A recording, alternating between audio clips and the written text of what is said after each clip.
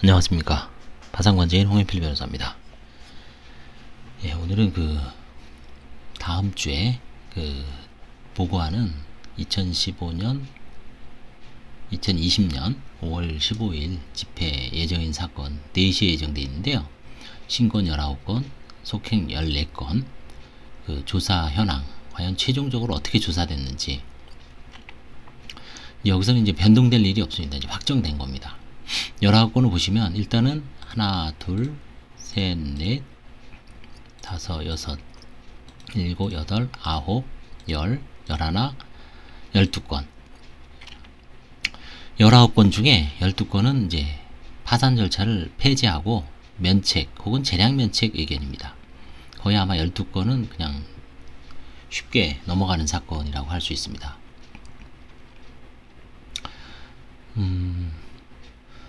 여기서 이제 특이한 사건은 이제 나머지 좀 굵은 글씨를 써놓은 건데, 요 첫 번째 사건은 부친 소유의 미등기 상속 재산이 존재합니다. 그래서 이거를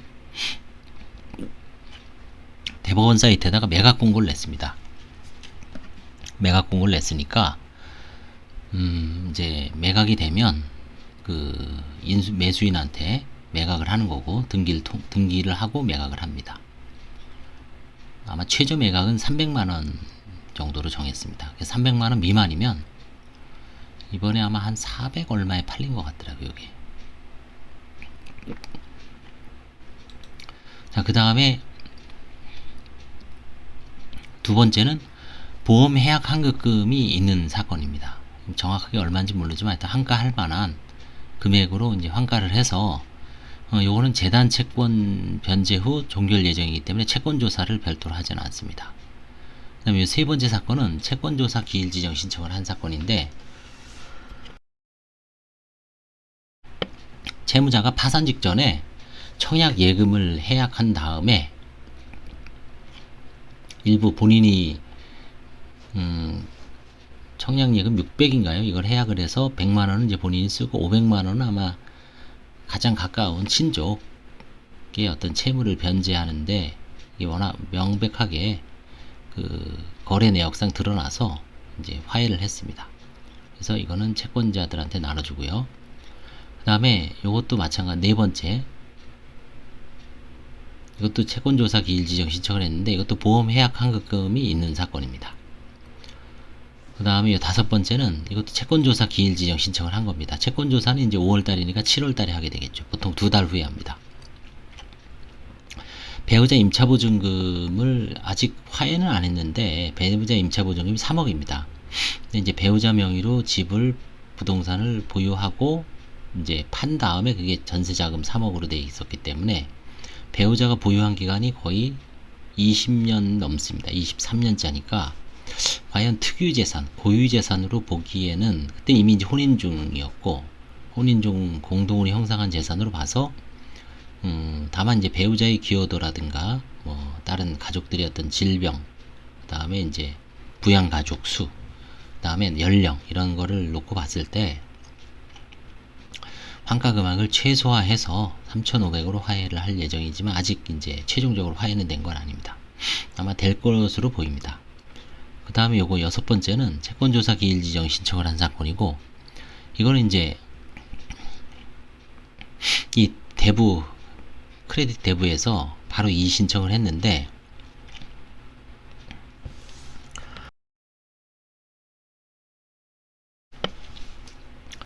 채무자가 개인 사업을 해오고 있었습니다.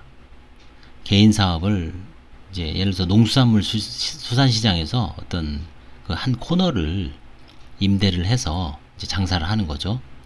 그래서 몇 년 동안 이제 어머니 걸 물려받아서 쭉 해온 것 같습니다. 쭉 해오다가 문제는 이제 2018년경에 법인을 차립니다. 유한회사를, 주식회사, 유한회사를 찾은 다음에 유한회사의 대표이사로 본인이 취임하고 급여 소득을 아마 300만원으로 기재를 해서 이 대부업체에다가 아마 차용을 한 것 같아요. 대출을 받았죠. 그래서 이 대출 회사가 지금 이제 이의제기를 한 겁니다. 이 사람 소득을 신고할 때는 300만원이었는데 어떻게 된 거냐. 봤더니 이제 법인으로 전환하면서 아마 그건 가라소득일 가능성이 높죠. 실제로는 이제 개인 사업이나 마찬가지인 사건이고요. 마찬가지인 그 상황이고요. 다른 어떤 재산 아무것도 없습니다. 그래서 그 개인 사업을 원래 개인 보증금 500만 원이었는데 법인으로 보증금을 옮기고 법인으로 이제 운영한 게 일종의 이제 법인 개인 재산을 은닉한 거죠. 그래서 이제 개인 채무는 얼마 안 됩니다. 한 3천 정도 빼내 안 되니까 만약에 이 사람은 면책을 해주면 개인 사업을 할 때 진 빚 한 3천만 원을 그대로 털고 요 보증금 500만 원을 이용해서 어떻습니까? 유한회사를 통해서 그 영업장을 지배하면서 뭐 직원도 두고 있습니다. 자기가. 그러면서 이제 사장 행세를 하면서 계속 뭐 앞으로 수년 동안 영업을 할 수 있는 거죠. 수익을. 그리고 이제 개인적으로 합법적으로 개인 채무는 그대로 면책을 받고 좀 뭔가 불합리하지 않아요, 이거는. 그래서 이 회사가 이의제기를 하기 전에 이미 저는 법인 보증금이라도 토해내라. 그래서 500만 원 빼는 안 되지만 일단 토해내서 배당을 할 예정이었는데 이 회사에서 또 추가적인 개인 소득을 속인 거 아니냐. 그래서 개인 소득을 아마 좀 더 조사를 해야 될 것 같습니다. 법인 소득 대표이사로서 아마 신고 자체를 과연 이때 얼마를 했는지 300만 원으로 했는지 한번 정밀 점검을 해볼 예정입니다. 그 다음에 이제 이 사건은 7번째 이제 추정을 했습니다.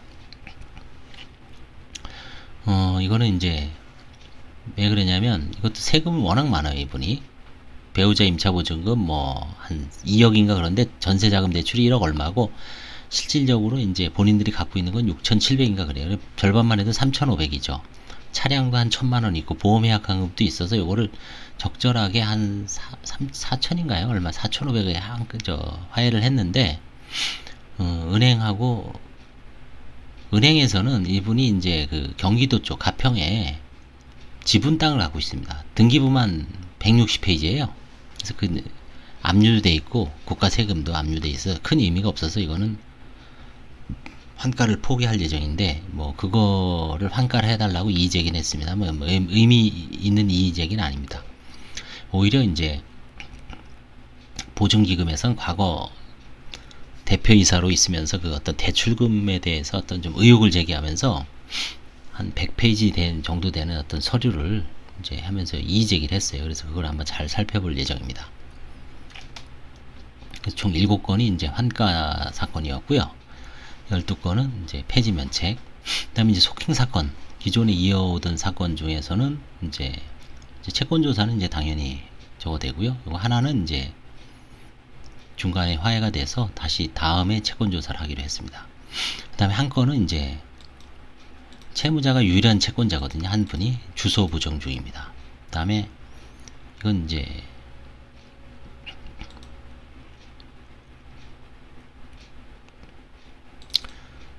추가 조사를 하지만 연락 두절이 돼서 제대로 그 조사가 안 이루어지고 있는 사건이고 이거는 이제 추가 조사를 하기 위해서 어떤 상황에 대해서 쭉 설명을 해달라고 그 서면을 교부한 상태입니다. 채권 조사가 이제 몇 건이 하나, 둘, 셋, 넷, 5건이고요. 그다음에 이건 채권자 파산 신청이니까 면책 신청은 없었습니다. 그래서 이제 이 사유가 여기 보시면 송달이 안 된 사건이 있죠. 수취인 불명, 이사 불명, 폐문 부재. 이게 전형적인 주소가 법원에서 뭐 채무자든 채권자든 서면을 송달했을 때 송달 불능 사유가 나옵니다. 수취인 불명. 다음에 폐문 이사 불명, 폐문 부재, 수취인 부재. 뭐 여러 가지 있습니다만 이 사유에 따라서 이제 그 이후에 다시 송달을 하느냐 공고가름 신청을 하느냐가 이제 차이가 나죠. 그래서 이제 이 채권자는 1차, 2차로 나눠서 이제 일단 이 대부회사 소득에 대해서 의혹을 제기했고요. 그 다음에 이건 대출에 대해서 이의 제기를 했고요. 그 다음에 요거는 뭐 채권자가 이제 돈을 못 받았다고 형사 고소를 했습니다. 뭐 금액은 크진 않아요. 한 천 몇만 원인데 지금 고소가 될 것 같습니다. 워낙 그 막판에 꿔서 이거는 이제 기소가 지금 됐다고 이제 통보가 온 것 같아요. 그 다음에 이제 여기서 이의제기한 보험회사의 보험 사기다. 이건 판결문도 다 있어서 요 부분만큼은 면책이 안 됩니다. 그 다음에 이것도 이제 뭐 개인 채권자들이 주의를 많이 하죠. 이것도 이제 대부 회사에서 파산 앞두고 대출 신청을 한 거는 좀 뭔가 문제가 있지 않느냐라는 취지로 이제 이의제기를 한 사건입니다. 그래서 전반적으로 보면 어떻습니까? 보험해약 환급금이 좀 아직 좀 있고요. 그 다음에 임차보증금도 조금 있고요. 뭐 그 정도 수준에서 그 다음에 상속은 꾸준하고요. 그래서 대략 개인 파산에서의 어떤 환가 경향이 되는 거는 이 정도 수준이라는 거를 좀 알아두고 파산 면책에 대비하시기 바랍니다. 감사합니다. 도움이 되셨다면 좋아요와 구독 눌러주시기 바랍니다.